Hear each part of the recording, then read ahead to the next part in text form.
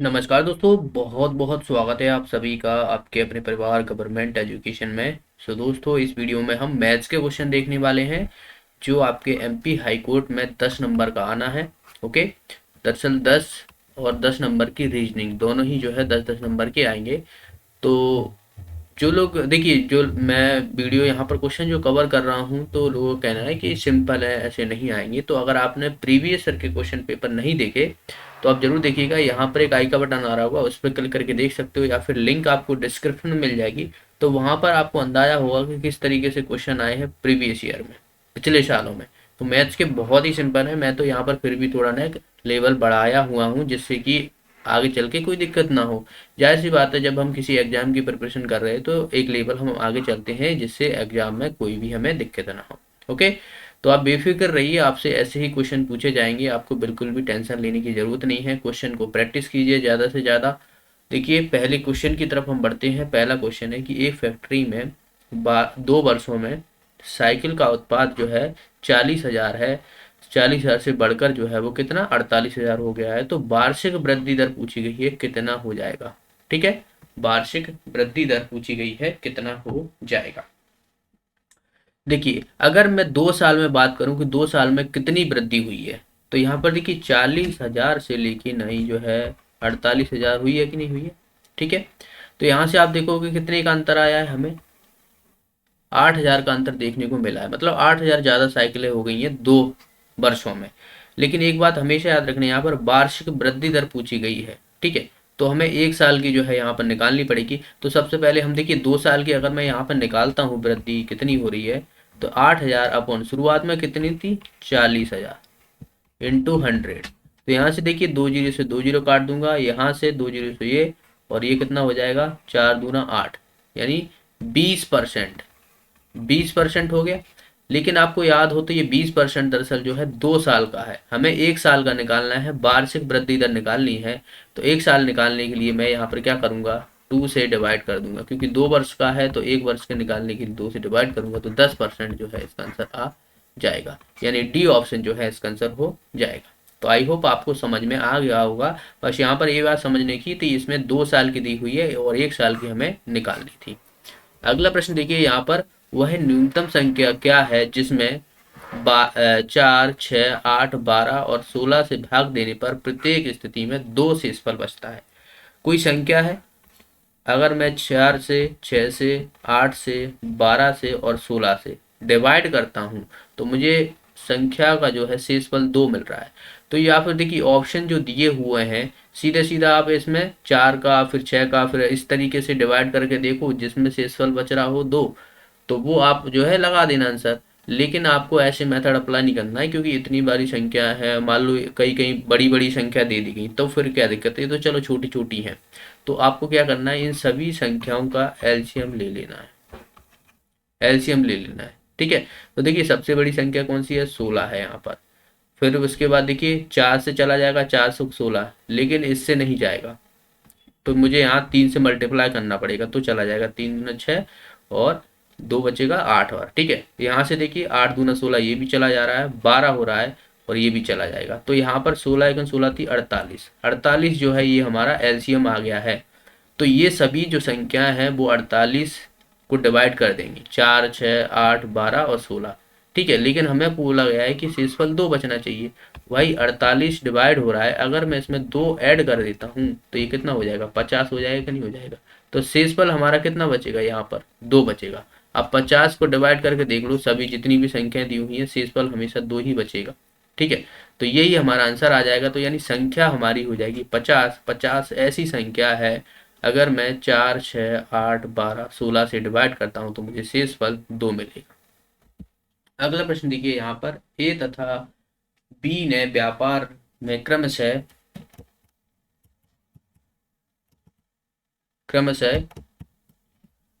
48,000 और 60,000 का निवेश किया। 3 माह के बाद ए 8,000 रुपये निकाल लेता है, जबकि व्यापारी व्यापार शुरू होने के 6 माह बाद बी जो है वो कितना 6,000 रुपये और निवेश कर देता है। तो यदि वर्ष के अंत में कुल लाभ ए को 12,000 रुपये मिलता है, तो टोटल हमें बताना है कि दोनों ए और बी का कुल लाभ कितना होगा। ठीक है, देखिए ए और ये हो जाएगा बी। इसने कितने शुरुआत में 48,000 लगाए और इसने 60,000। ठीक है, लेकिन यहाँ पर देखिए ये क्या बोल रहा है कि 3 माह बाद इन्हें 8,000 रुपये निकाले, मतलब ये जो 48,000 है वो 3 महीने तक लगे हैं। इसके बाद इसने 8,000 रुपये निकाल लिए। 8,000 रुपये अगर इसमें से मैं निकालता हूँ तो ये कितना बचेगा, 40,000 बचेगा कि नहीं बचेगा। तो ये बाकी के जो महीने हैं, मतलब 1 साल के लिए लगा रहे हैं, 3 महीना के लिए इतना लगाया है प्लस कर दिया मैंने, और बाकी के जो 40,000 हैं ये बाकी के 9 महीनों के लिए लगेगा। इसी तरीके से हम यहाँ पर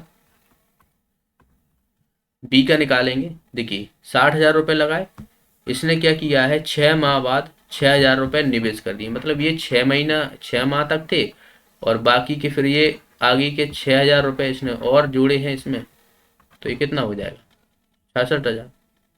ठीक है, तो ये जो है 6 महीना और इसने लगाए हुए 6 महीना बाद। तो ये हमारा दरअसल जो है इन दोनों का रेशियो आएगा, टोटल जो अनुपात रहेगा इनका लाभ का। तो देखिए यहाँ से 3 जीरो से ये काट देता हूँ, ये काट देता हूँ, ये और ये। अब इनको मैं मल्टीप्लाई कर दूंगा, तो यहाँ से देखिए 48 का 3 से मल्टीप्लाई करूंगा तो 8 थी 24 होता है, यहाँ से लगा 2 और 12 और 2 14। ठीक है, प्लस 9 चौक 36,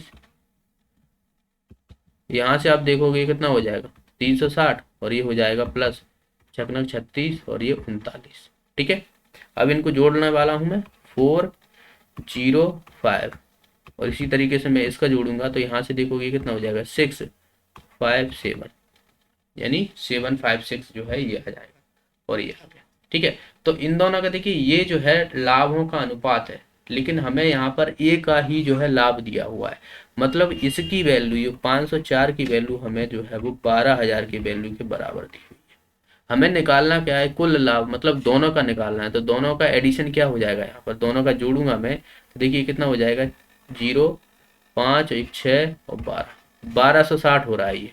ठीक है, दो टके भाई, इतने की वैल्यू एक है तो एक की वैल्यू कितनी हो जाएगी 12,504 अपॉन। मुझे इसकी वैल्यू निकालनी है तो इधर भी मैं इधर का 1260 का मल्टीप्लाई कर देता हूँ, तो इधर भी 1260 का मल्टीप्लाई कर देता हूँ।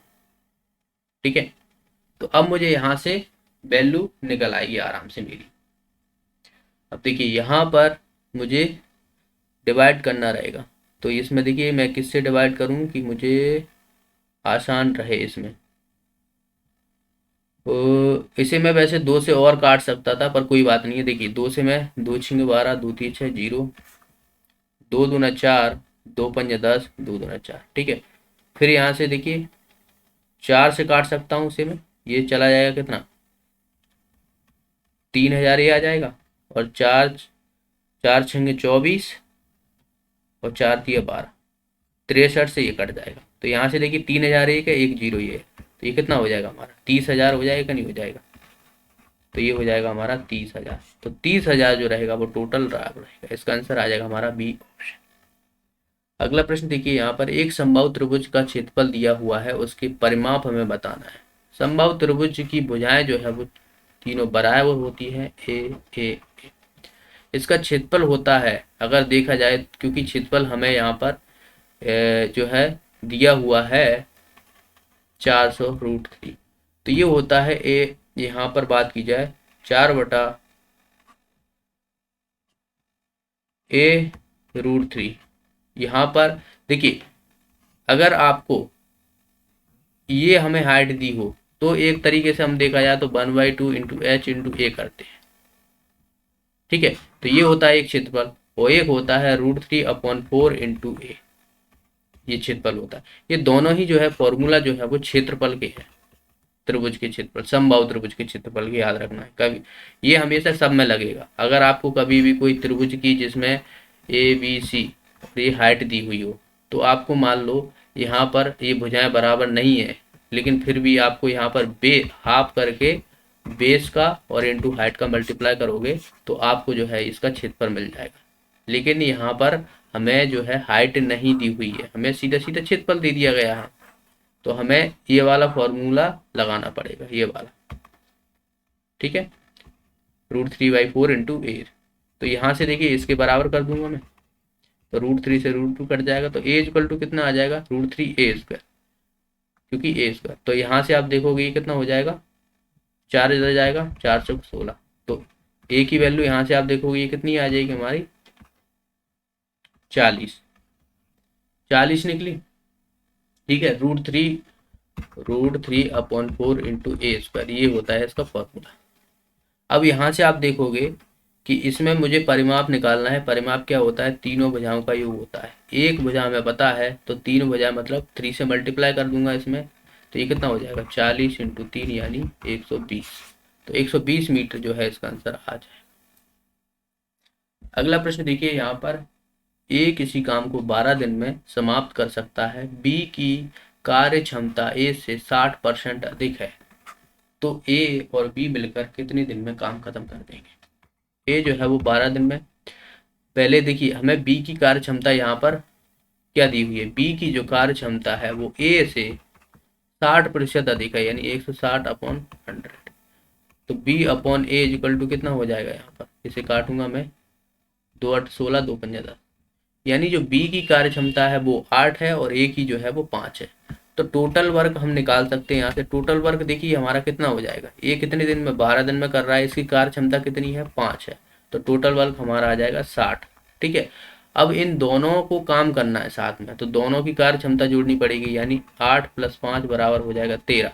टोटल वर्क हमें पता है इतना है, तो हमें यहाँ से 60/13 कर दूंगा, क्योंकि दोनों की जो एफिशिएंसी मिला के जो है 13, तो यहाँ से हमारा निकल आएगा इतने दिन लगेंगे, 60/13, यानी हमारा आंसर आ जाएगा डी ऑप्शन। अगला प्रश्न देखिए, दो पाइप ए तथा बी एक टंकी को क्रमशः 30 और 45 मिनट में भरते हैं।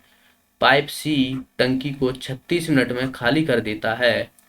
पाइप ए और बी खोले गए हैं, 12 मिनट बाद सी खोला गया है, तो कुल कितने समय में टंकी भर जाएगी, ये पूछा गया है। अच्छा प्रश्न है, देखिए ध्यान से समझिएगा। ए जो है आप देखिए यहाँ पर 30 और बी जो है वो 45 मिनट में, और सी कितने मिनट में खाली कर रहा है, 36 मिनट में। इन तीनों का मैं एलसीएम लेने वाला हूँ, तो जिससे मुझे टोटल क्वांटिटी पता पड़ जाएगी। तो देखिए यहाँ से इसका 90 हो जाएगा, 90 और ये हो जाएगा 180। ठीक है, 180 जो है इन तीनों का एलसीएम हो जाएगा। तो एक ही अगर हम क्षमता देखें तो ये कितना दिन में हो जाएगी, ये 3 × 18, 6 हो जाएगी इसकी। बी की देखा जाए तो 5 हो जाएगी। ठीक है, 5 हो जाएगी ना, 90, 45 दूनी 90 और 2, 5 हो जाएगी, 18/45 करते हूँ। ठीक है, तो ये देखिए ये 9 इंटू यहाँ से 2 इंटू 90 है, और ये 45 है, 45 दूनी 90, 4 हो जाएगी, 5 नहीं 4 होगी, 4 होगी, 4 × 5 = 20, 4 × 16, 2 18। ठीक है, 4 हो जाएगी। और यहाँ से आप देखोगे इसकी कितनी हुई, 18 दूनी 36 और 2 5, 5 इसकी हो जाएगी। तो ये जो है सबकी क्षमता निकल आई, मतलब एफिशिएंसी निकल आई। अब यहाँ पर देखिए ए और बी दोनों साथ में खोले जा रहे हैं, मतलब आप देखिए इन दोनों को साथ में खोला जा रहा है। भाई ये वाले ए और बी तो भर रहे हैं, लेकिन ये खाली कर रहा है, तो इसमें माइनस की भी रहेगी हमें।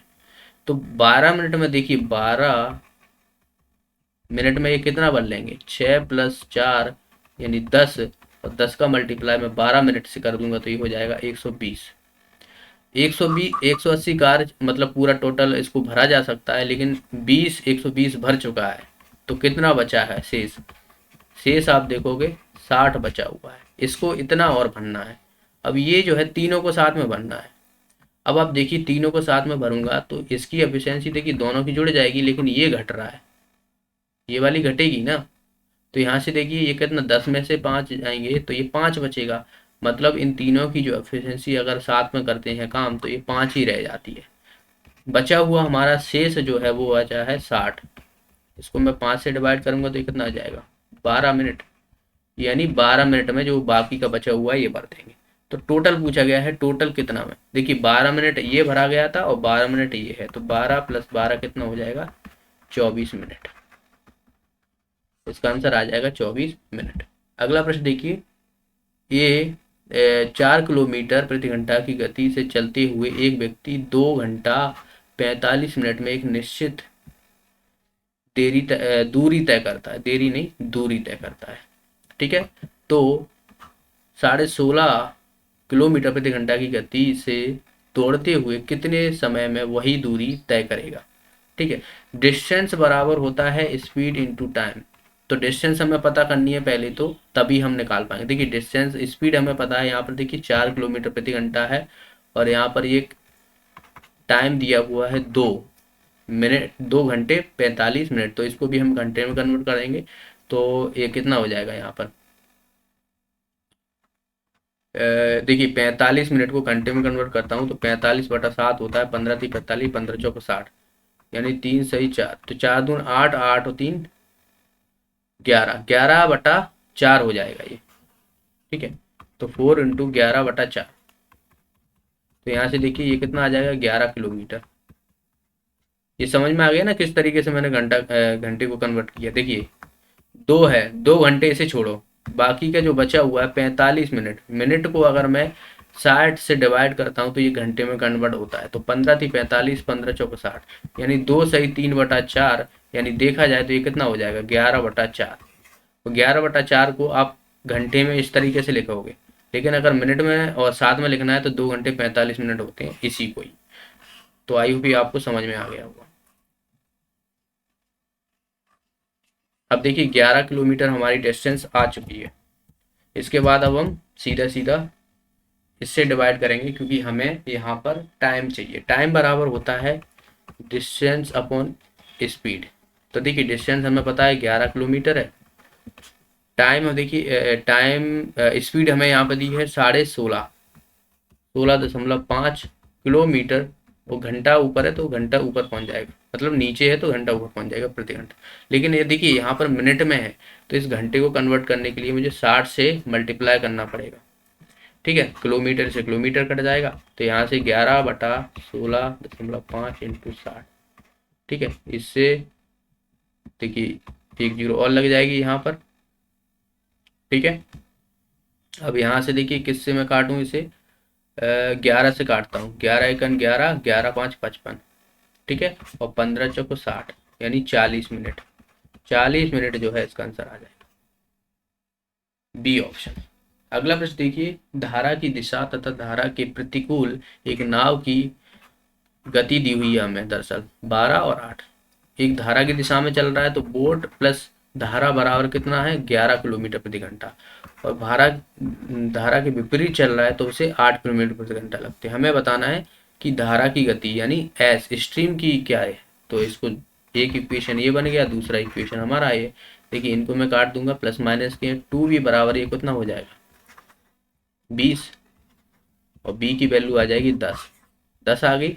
अब देखिए यहाँ पर b plus S is equal to 12 दिया हुआ है, 10 यहाँ पर रखूंगा, प्लस एस इजिकल टू 12, तो s की वैल्यू कितनी आ जाएगी, 2 किलोमीटर। ठीक है, या फिर आपको सीधा सीधा ऐसा सीधा सीधा आप डायरेक्ट निकाल ले करो। कभी भी आपको जो है जैसे यहाँ पर दिया हुआ है, अब इसमें आपको क्या करना था, आपको सीधा सीधा देखिए ये हमारा जो, अगर आपको स्ट्रीम निकालने को कहा जाए और विपरीत और अनुकूल दी हो तो इन दोनों को क्या करना है, आपको घटाना है, 12-8/2 कर देना है, यानी 4/2, यानी 2 किलोमीटर प्रति घंटा। ठीक है, तो इस तरीके से। और अगर आपको जो है मान लो बोट की स्पीड निकालनी है, तो बोट की स्पीड कैसे निकालोगे, इन दोनों को जोड़ोगे, 12 + 8/2 कर दोगे, यानी हो जाएगा 20/2। ठीक है, तो स्ट्रीम निकालने की दोनों को माइनस करना पड़ेगा, और बोट की स्पीड निकालने के लिए, धारा की गति निकालने के लिए दोनों को माइनस, और जो नाव है उसकी स्पीड निकालने के लिए आपको दोनों को जोड़कर 2 से डिवाइड करना है। तो ये शॉर्ट ट्रिक है, अगर इसे आपको अप्लाई करना हो, बाकी ये तो आपको पता ही होगा इस तरीके से। अगला प्रश्न देखिए, यहाँ पर 3 संख्याओं का योग 68 दिया हुआ है, यदि पहली और दूसरी संख्या का अनुपात ये दिया हुआ है, दूसरी और तीसरी का अनुपात ये दिया हुआ है, तो दूसरी संख्या क्या होगी ये पूछा है। देखिए ए और बी, पहली और दूसरी का अनुपात 2:3 दिया हुआ है, और दूसरी और तीसरी का अनुपात दिया हुआ है 5:8। तो पहले तो हम इन दोनों को बराबर कर लेंगे। यहाँ पर बी जो है इसमें 5 का मल्टीप्लाई करूंगा तो ऊपर भी करना पड़ेगा, 3 का इधर करना है तो 3, ये कितना हो जाएगा 10/15, और ये हो जाएगा 15/24, 8 है ना। तो यहाँ पर देखिए हमारी ए से जो है वो 10 निकली, बी की 15 और सी की जो निकली वो 24। ये हमें सबका योग दिया हुआ है दरअसल। अब यहाँ पर आप देखिए इनका योग कितना हो जाएगा, सभी का इनका योग करूँगा 9 और ये हो जाएगा 4, 49 हो जाएगा। ठीक है, 49। यहाँ पर ये 3 है 8 नहीं है, ये 3 है, 9 हो जाएगा। तो यहाँ पर ये 9 आएगा। ठीक है, तो यहाँ से देखिए ये कितना हो जाएगा हमारा 9 14 और 34 हो गया। अब देखिए 34 हो गया है सबका योग मिला के, लेकिन यहाँ पर हमें 68 दिया हुआ है, यानी 34 की वैल्यू 68 के बराबर है। तो एक की वैल्यू यहाँ से कितनी हो जाएगी, 2 के बराबर हो जाएगी, नहीं हो जाएगी, ये 2 बार चला जाएगा।